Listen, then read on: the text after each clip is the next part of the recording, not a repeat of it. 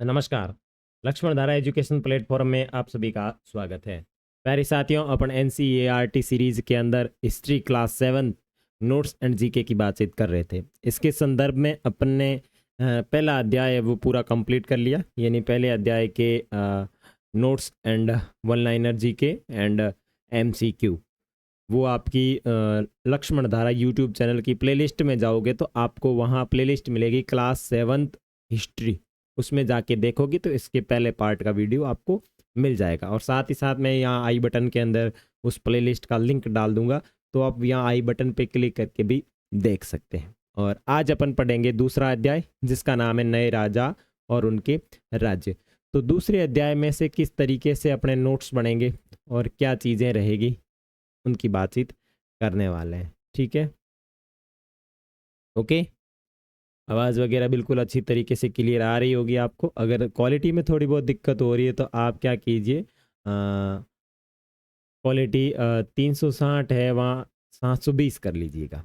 ठीक है, सबसे पहले देखो, मानचित्र में गुर्जर प्रतिहार राष्ट्रकूल पाल सोल और चाहमान चौहानों का स्थान निर्धारण किया गया है। ठीक है, और सुल्तान का मतलब होता है अरबी भाषा का शब्द जिसका मतलब होता है शासक। अब ये जो मैप दिया हुआ है ना, ये मैप दिया हुआ है आपको। ये जो राज्य थे उस टाइम, किस टाइम, गुर्जर प्रतिहार राष्ट्रकूट पाल सोल और चाहमान, उस टाइम जब ये थे तो ये इनकी क्षेत्र है। ठीक है ना, ओके।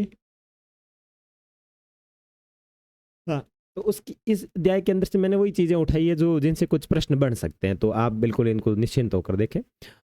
सामंत अपने आप को महासामंत या फिर महामंडलेश्वर कहने लगे या अपने आप को घोषित करने लगे, और पूरे इतिहास का महान स्वामी, और महामंडलेश्वर का मतलब होता है पूरे इतिहास का महान स्वामी इत्यादि घोषित करने लगे। ये अपने आप को बड़े महान मानने लग गए थे। ठीक है, आगे देखो। इस तरह का एक उदाहरण दक्कन में राष्ट्रकूटों का था। शुरुआत में वे कर्नाटक के चालुक्य राजाओं के अधीनस्थ थे। अब दक्कन के जो राष्ट्रकूट थे वो शुरुआती दौर में कर्नाटक के जो चालुक्य राजा थे उनके अधीनस्थ काम करते थे।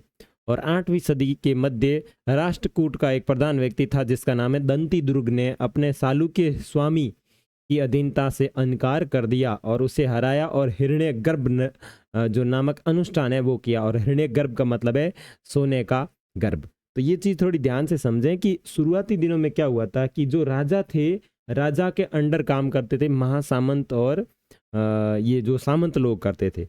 तो राजा को कोई भी काम हो, चाहे कर वसूलना हो, चाहे प्रशासन पर नियंत्रण करना हो, चाहे किसी को सजा देना हो, तो ये डायरेक्ट इन सामंतों को कह देते थे। तो अब कोई व्यक्ति किसी बड़े अधिकारी के नीचे काम कर रहा है तो वो अपने आप को काफ़ी यूं धुरंधर मानता है कि भाई साहब इसका खास आदमी मैं हूँ, राइट हैंड मैं हूँ। तो वो भी मतलब यूं टाइम टाइम पे भाव खाना शुरू कर देता है ना। तो इसी प्रकार इन सामंतों ने भी क्या किया, अपने आप को महासामंत कहने शुरू कर दिए कि भाई आई एम ए महासामंत। फिर कोई और व्यक्ति था, उसने कह दिया भाई आई एम ए नॉट महासामंत, आई एम ए महामंडलेश्वर। तो महामंडलेश्वर का मतलब पूरे मंडल का स्वामी। तो ये कहीं ना कहीं भाई साहब प्रशासन की स्थिति में टांग अड़ाने वाला मामला हो गया। अब राजा के होते हुए भाई साहब ये मतलब यूँ राजा को कह देते थे हमारा को तुम्हारा साथ देने की कोई जरूरत नहीं, हम अपना अलग राज्य बना सकते हैं। तो ये क्या है कि राजा के लिए एक समस्या बन गए थे। तो एक उदाहरण अपने को देखने को मिलता है कि दक्कन के अंदर राष्ट्रकूट थे, और राष्ट्रकूट जो थे पहले कर्नाटक के चालुक्य राजाओं के अधीन काम करते थे। और 8वीं सदी आई तो इन राष्ट्रकूटों का एक प्रधान व्यक्ति था जिसका नाम है दंती दुर्ग, और इसने अपने चालुक्य जो स्वामी थे उनकी अधीनता स्वीकार करने से मना कर दिया। उसने कहा भाई साहब अपन आपके अंडर में काम नहीं कर सकते, अपन तो अलग राज्य बनाएंगे। तो राजा लड़ाई करेगा, तो उसने राजा से लड़ाई की, और लड़ाई करके हिरण्यगर्भ अनुष्ठान किया। और इस हिरण्यगर्भ का मतलब होता है सोने का गर्भ। अब इसमें क्या होता था, जब ये अनुष्ठान ब्राह्मणों की सहायता से संपन्न किया जाता था,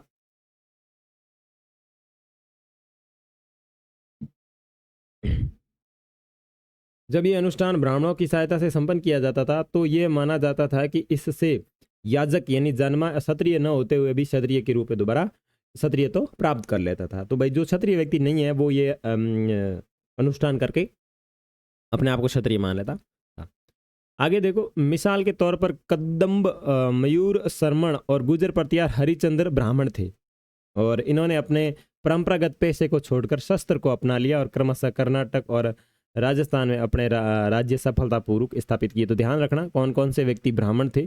तो कदम मयूर शर्मन और गुजर प्रतिहार हरिचंद्र, ये दोनों ब्राह्मण थे। और इन्होंने क्या किया, अपना परंपरागत जो पेशा था ब्राह्मणगिरी का वो छोड़ दिया और शस्त्र अपना लिया। इसके बाद इन नए राज्यों में से कई इकाइयों ने महाराजा धीराज यानी राजाओं का राजा, एक उपाधि है महाराजा धीराज यानी राजाओं के भी राजा, और त्रिभुवन चक्रवर्ती यानी 3 भुवनों का स्वामी, ये इस तरीके की उपाधियां इन्होंने धारण की। मतलब जो राजा थे वो इस तरीके की उपाधियां धारण करते थे। आगे देखो, एलोरा की गुफा 15,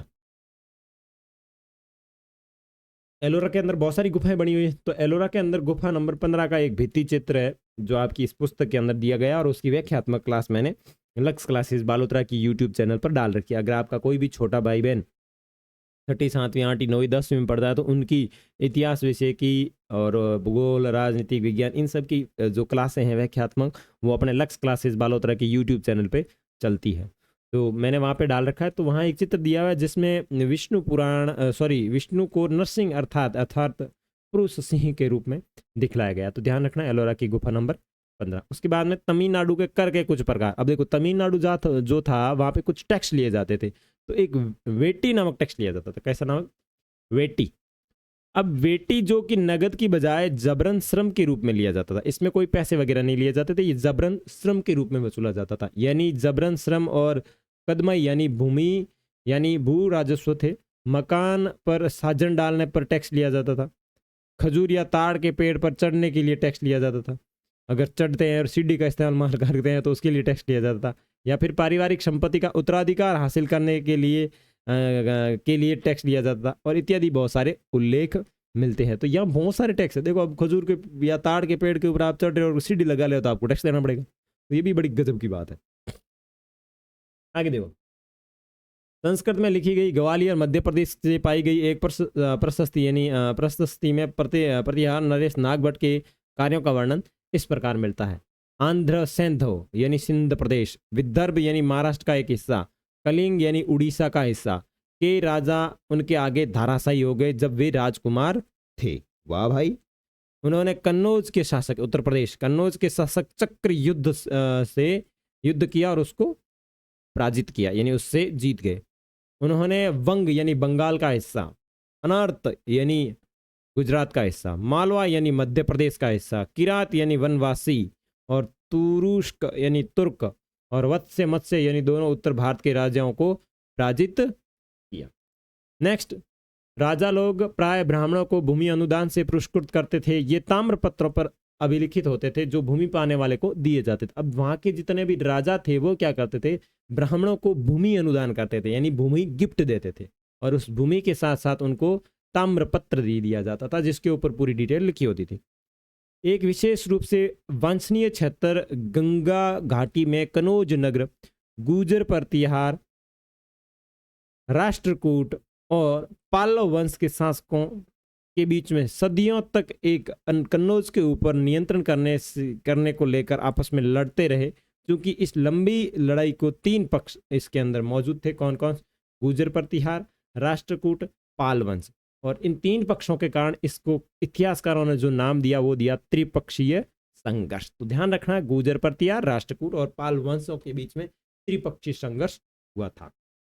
आगे देखो, अफगानिस्तान के गजनी का सुल्तान महमूद ऐसे शासकों में सबसे प्रसिद्ध है। उसने 997 से लेकर 1030 तक शासन किया था और अपने नियंत्रण का विस्तार मध्य एशिया के भागों, ईरान और उपमहाद्वीप के उत्तर पश्चिमी हिस्से तक किया।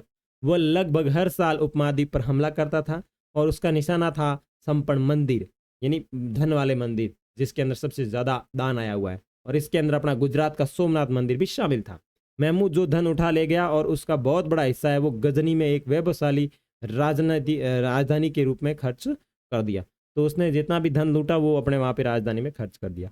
अल बैरूनी नामक व्यक्ति था जिसने किताब लिखी अल हिंद। क्या किताब लिखी? अल हिंद किताब लिखी उसने, ठीक है ना। हाँ, तो अल बैरूनी नामक व्यक्ति था जिसने अल हिंद किताब लिखी, और चाहमानों को चौहानों का रूप माना जाता था। जो चाहमान थे, इन चाहमानों को चौहानों का रूप भी माना जाता था, इन्हें चौहान भी कहा जाता था, ठीक है ना। तो नेक्स्ट देखो, पृथ्वीराज तृतीय एक चौहान था। पृथ्वीराज तृतीय भी एक चौहान था, जिसने 1168 से लेकर के 1192 तक शासन किया, जिसने सुल्तान महमूद गोरी नामक अफगान शासक को 1191 में हराया। लेकिन दूसरी बार जब महमूद गोरी ने आक्रमण किया तो वो खुद 1192 में हार गया था। कौन?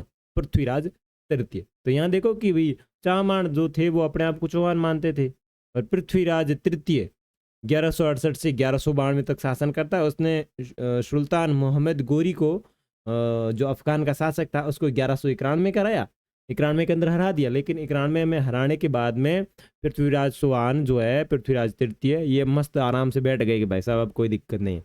लेकिन उसे पता नहीं था, वो 1192 में वापस आ गया और उसने पृथ्वीराज तृतीय को हरा दिया, ठीक है। अब चोल राज्य और उनके उसके पड़ोसी, तो ये चोल राज्य है जो दक्षिण के अंदर शासन कर रहा है। इनके जो पड़ोसी है वो यहाँ पे इस मैप के अंदर आपको दिए हुए। तो आपको मैं नोट्स की ये PDF अपने टेलीग्राम चैनल पे डालूंगा, तो आप वहां से देख लेना। अब यहाँ देखो चोल वंश सत्ता में कैसे आया, चोल है वो सत्ता में कैसे आए। तो कावेरी डेल्टा में मुटियार, ये एक क्षेत्र पड़ता है। कौन सी नदी? कावेरी नदी।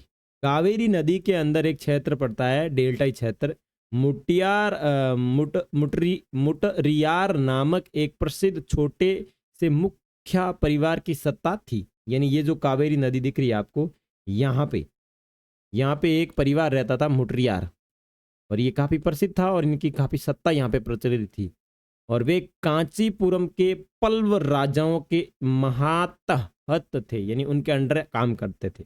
उरियार के चोल वंशीय प्राचीन मुख्य परिवार के विजयालय ने 9वीं सदी के मध्य मुटरियारों को हरा दिया। अब उरियार जो क्षेत्र है वहां के जो लोग थे चोल वंश के प्राचीन मुख्य परिवार के लोग था, जिसका नाम है विजयालय ने 9वीं सदी के अंदर इन मुटरियारों को हरा दिया और इस डेल्टाई क्षेत्र पर कब्जा जमा लिया। और उसने वहां तंजावुर शहर और सिंह भूषणी देवी का मंदिर बनाया। अब जो तंजावुर शहर है उसके अंदर इन्होंने मंदिर बना दिया सिंह भूषणी देवी का। इतना मैटर आपको समझ में आया कि कावेरी नदी डेल्टा है, वहां पे मुटरियार लोग रहते थे और वो कांचीपुरम के पल्लव राजाओं के अंदर काम करते थे। और फिर उरियार का चोलवंशीय प्राचीन परिवार आता है, वो इनके ऊपर आक्रमण करता है, आक्रमण करके उस डेल्टाई क्षेत्र पर कब्जा कर लेता है। और उनमें आक्रमण करने वाला जो व्यक्ति है उसका नाम है विजयालय, ठीक है ना, विजयालय। और देखो यहाँ आपको तंजावुर दिख रहा है, ये देखो तंजावुर, और ये उरियूर था, ठीक है ना। अब इस तंजावुर क्षेत्र के अंदर इसने सिंह भूषणी देवी का मंदिर बनाया। सिंह सूदनी देवी, ठीक है ना, भूषणी देवी नहीं है, सिंह सूदनी देवी का मंदिर बना दिया। अब देखो आगे, राज प्रथम जो सबसे शक्तिशाली चोल शासक था, ये जो चोलों का यहाँ पे शासन हो गया, इनके अंदर एक राजा था जिसका नाम है राज प्रथम, जो सबसे शक्तिशाली यानी पावरफुल शासक था, और जो 985 में राजा बना। और उसी ने इसमें ज़्यादातर क्षेत्रों के ऊपर अपना नियंत्रण स्थापित कर लिया और उसने साम्राज्य के प्रशासन का पुनर्गठन भी किया। और राज के पुत्र का नाम था राजेंद्र प्रथम ने उसकी नीतियों को जारी रखा। उसने गंगा घाटी, श्रीलंका तथा दक्षिण पूर्वी एशिया के देशों पर भी उसने हमला किया और इसने इन अभियानों के लिए उसने जल सेना भी बनाई। अब श्रीलंका जानो है तो श्रीलंका के लिए जल सेना की जरूरत पड़ी, तो जल सेना भी बना ली। तो ध्यान रखना, कोई लोड वाली बात है नहीं, अपन ने सिर्फ इतना पढ़ा है कि चोल वंश है वो सत्ता में कैसे आया। तो कावेरी नदी जो कि डेल्टाई क्षेत्र है, बट एक मुटरियार नामक प्रसिद्ध छोटो सो परिवार रहते, वो कांचीपुरम के पल्लव राजाओं के अधीन काम करता, ठीक है। और उरियार के चोल वंश, अब उरियार क्षेत्र बटू आया चोल वंश को एक प्राचीन परिवार आवा बिमु है विजयालय प्रमुख है, ठीक है ना। और बे के करे और मुटरिया माता आक्रमण करे, मुटरियार हार जाए और ये डेल्टाई क्षेत्र माते कब्जो हो जाए। और मुटरियारों के हार जाने के बाद में इन चोल वंशीय शासकों ने तंजावुर शहर के अंदर निशुभ सूदनी देवी का मंदिर बनाया, निशुभ सूदनी देवी का मंदिर बनाया। और राज प्रथम जो सबसे शक्तिशाली चोल शासक था, उसने 985 के अंदर अपनी राजगद्दी संभाली और उसने यहाँ पे काफ़ी सारा बदलाव किया। और इस राज प्रथम का पुत्र था राजेंद्र प्रथम, और इन्होंने क्या किया, गंगा घाटी, श्रीलंका और दक्षिण पूर्व एशिया के देशों के ऊपर हमला किया और हमला करके उन्होंने जल सेना बनाई। आगे देखो, राजराज और राजेंद्र प्रथम द्वारा बनाए गए तंजावुर और गंगईकोंड चोलपुरम के बड़े मंदिर स्थापत्य और मूर्तिकला की दृष्टि से चमत्कारी हैं। तो इन्होंने जो मंदिर बनाया वो कौन सा है, ये रहा गंगईकोंड चोलपुरम। गंगईकोंड चोलपुरम किसने बनाया, ये चोल शासकों ने बनाया। तो चोल आ रहा है ना इसके अंदर, तो चोल शासकों ने बनाया। आगे देखो, चोल कांस्य प्रतिमाएं संसार की सबसे उत्कृष्ट कांस्य प्रतिमाओं में गिनी जाती। अब ये जो चोल लोग थे, ये चोल लोग थे, ये क्या करते थे, कांस्य प्रतिमाएं बनाने के अंदर काफी माहिर थे और इनकी कांस्य प्रतिमाएं हैं वो बहुत ही फेमस थी। किसानों की बस्तियां जो उर कहलाती थी, उस जमाने में जो किसानों की जो बस्तियां थी वो उर कहलाती थी। सिंचित खेती के साथ साथ बहुत समृद्ध हो गई और इस तरह के गांवों के समूह को नाडू कहा जाता था, और जो गांवों के जो समूह थे उनको नाडू कहा जाता था। ग्राम परिषद ग्राम परिषद और नाडू न्याय करने और कर वसूलने जैसी प्रशासकीय इकाइयों पर कार्य करते थे।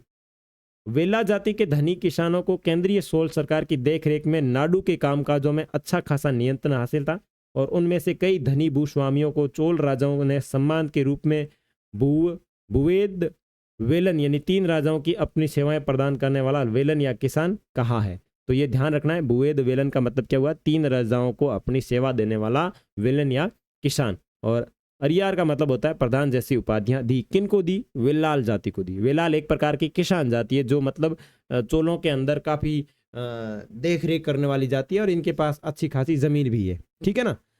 और जैसी उपाधियां दी और उन्होंने केंद्र में महत्वपूर्ण राजकीय पद सौंपे गए।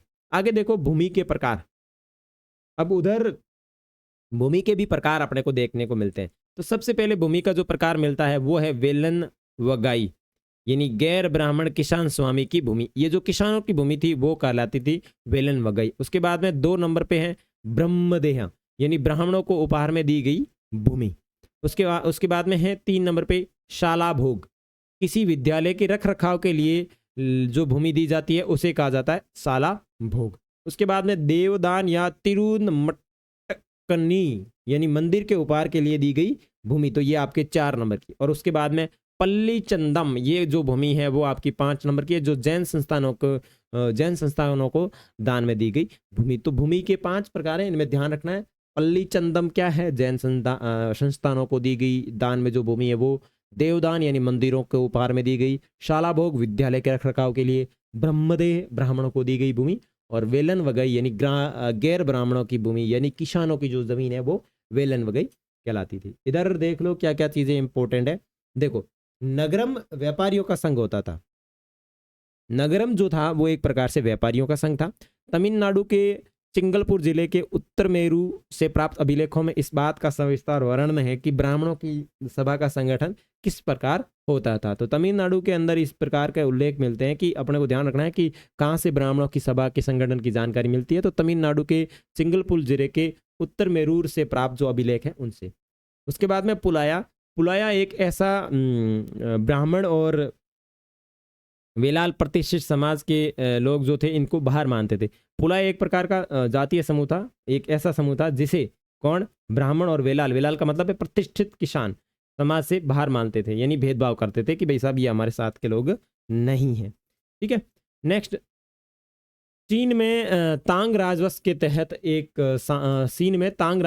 तहत एक साम्राज्य स्थापित हुआ जो लगभग 300 वर्षों तक 7वीं सदी से 10वीं सदी तक सत्ता में रहा और इसकी राजधानी थी वो जो चियान थी। तो ध्यान रखना, शियान किसकी राजधानी है, तांग राजवंश की है। और तांग राजवंश क्यों फेमस है, क्योंकि तांग राजवंश के अंदर या साम्राज्य में परीक्षा के माध्यम से नियुक्ति की जाती थी। जितना भी प्रशासन होता था उस प्रशासन के अंदर जो नियुक्ति होती थी वो परीक्षा के माध्यम से होती थी, जिसको नौकरशाही का नाम दिया जाता था। ठीक है, और अगर आपको जानकारी अच्छी लग रही है तो अभी लक्ष्मण धारा एजुकेशन प्लेटफॉर्म को सब्सक्राइब कर सकते हैं और साथ ही साथ अपना टेलीग्राम चैनल लक्ष्मण धारा आप सर्च करेंगे तो आपको मिल जाएगा, वहाँ पे भी उसको ज्वाइन कर लीजिएगा, आपको वहाँ पे इनकी PDF मिलती रहती है।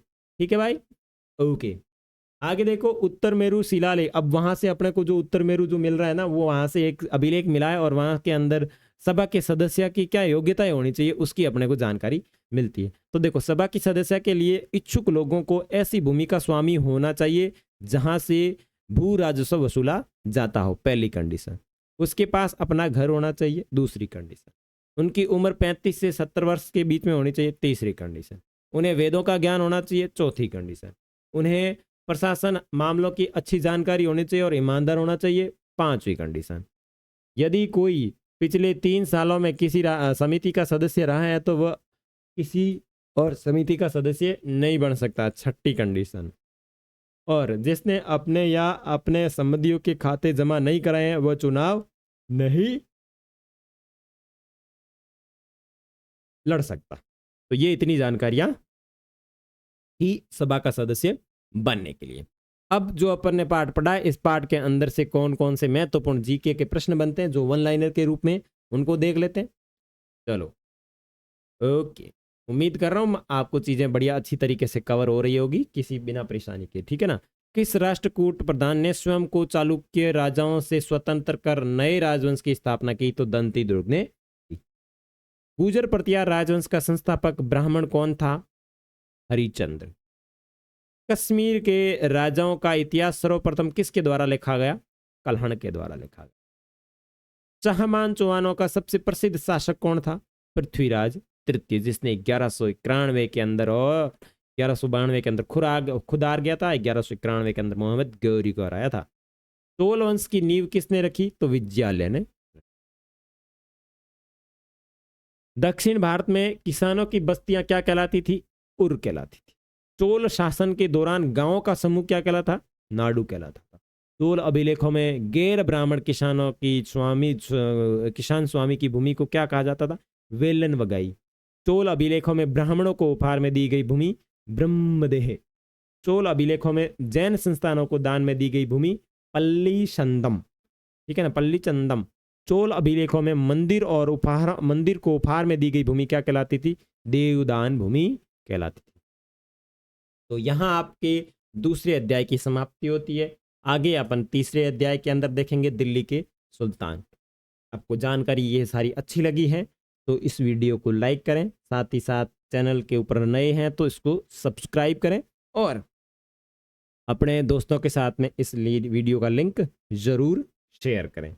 अब रही बात दूसरे अध्याय की पीडीएफ की, तो मैं अभी इसको टेलीग्राम चैनल पे डाल दूंगा, ठीक है। तो वहां से आप पीडीएफ को डाउनलोड करके पढ़ सकते हैं। और जस्ट इस वीडियो के नीचे आपको इस अध्याय के अंदर से कौन कौन से महत्वपूर्ण एमसीक्यू क्वेश्चंस बन सकते हैं उसकी भी वीडियो देखने को मिल जाएगी, तो वो भी विजिट करके देखना जरूर। उसके बाद में अपन देखेंगे आपके तीसरे पार्ट का पूरा विस्तार अध्ययन, जिसका नाम है दिल्ली के सुल्तान।